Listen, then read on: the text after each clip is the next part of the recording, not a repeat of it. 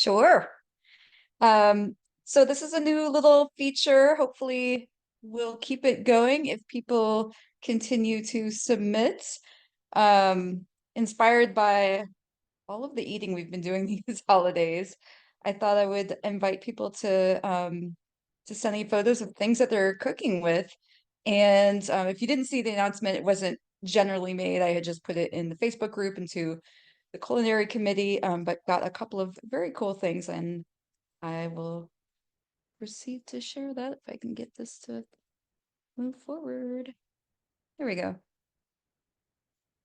So Stephen Prada made this delicious looking chestnut mushroom lasagna on Christmas, which he's affectionately calling the Feast of the Seven Fungi.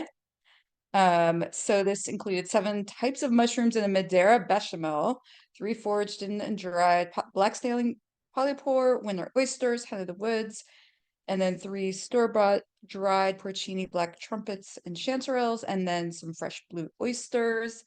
Um, Apparently this was with I'm not sure if this is his partner, Jessica Bota. If you look up jessicabota.com, it's got some beautiful handmade pasta. So she made the chestnut flour pasta just without a recipe because that's her jam. She is a trained chef. And then he had the idea of a white lasagna based on the white porcini lasagna dishes and polenta pasticciata, hopefully I'm saying that right, from northern Italy that he was familiar with, having lived north of Milan for a few childhood years and returning most years to the area to visit family. There was no particular recipe, but he suggested Googling something like lasagna con funghi e besciamella or polenta pasciata con funghi e besciamella. I'm probably completely slaughtering that. I do not speak Italian. And changing your Google settings to return Italian language results should get you ballpark recipes in the ballpark of what they did. So anyhow, that looks absolutely delicious. Thank you, Stephen, for submitting that. Also got this delicious looking creation from Pam Weiner, who is part of the culinary committee. And if you went to our tasting and cooking competition in the spring, you may have tasted her mushroom puff pastry, which was amazing. So this wild maitake soup was based on a recipe in 101 cookbooks, and I can drop that link once I finish sharing this. Which is a hearty wild rice soup loaded with mushrooms. Well, the way that the recipe reads, flecked with fresh thyme and bolstered with Gruyere, cheese, and cream, the perfect winter warmer. And she topped that with crispy shallots and chives here. So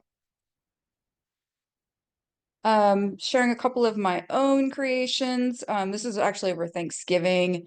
Um, I have trained my parents to be mushroom hunters, and my stepfather had found some oysters in the woods, and just did like a light breading and pan roasted these.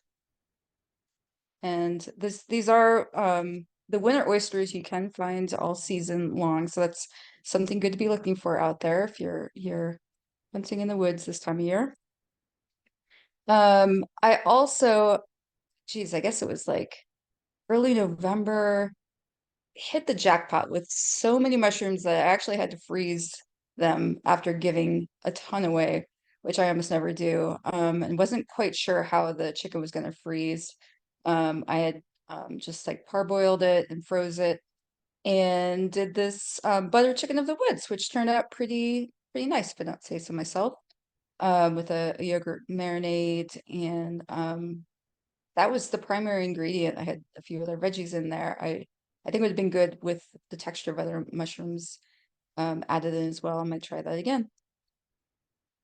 And then I also wanted to just have a couple of slides here from some of our culinary events over the last month or so. We had a great volunteer appreciation dinner at a dim sum restaurant in DC that featured a few interesting mushroom dishes, including several that they had on the menu as black mushrooms. And I was like, what are these black mushrooms?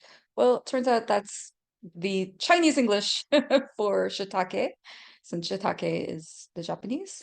Um, and one of the things I did not put on our menu, but would be curious to go back for, um, is bamboo fungus, which turns out to be stinkhorns. So that was also interesting. We did have these delicious durian pastry. They were not as stinky as you might imagine. So we had a great time, and you can be at this table next year if you volunteer with us. And that we'll necessarily do it there again, although I think everyone really enjoyed that. So thank you for everyone who volunteered in 2023. So we also this past month did our second annual mushroom brewing event at Bad Wolf Brewery in Manassas, Virginia, after having to pivot a couple times in terms of location. I Cindy Ryan, I think took the final count of all of the different mushrooms that went in, but several, I want to say probably a dozen species, both wild and cultivated, went in. Um, and it was a great day of brewing. The style is this anchor mushroom steam, as it's being called. We did a straw poll for names on the fly, and including these ones at the right, who were the three finalists.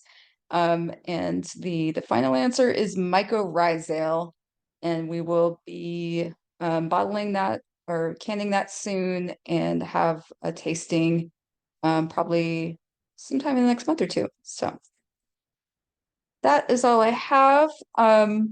Do send me photos to be featured in future months to culinary@mawdc.org. Also reach out if you want to be a part of the culinary committee and help us plan and execute events. Really could not have done everything I did this past year without folks stepping in to help, and it's a lot of fun. I also just want to give a personal little plug. I do a monthly um, newsletter called The Wildlife that kind of features what I am finding and cooking, some mushrooms and a lot of other things as well, and also my frequent travels and kind of the wild foods that I'm finding. And you can email the same address to get to that. That'll go to my personal email. So that is all I have. And yeah, look forward to seeing what you guys are cooking. Thanks.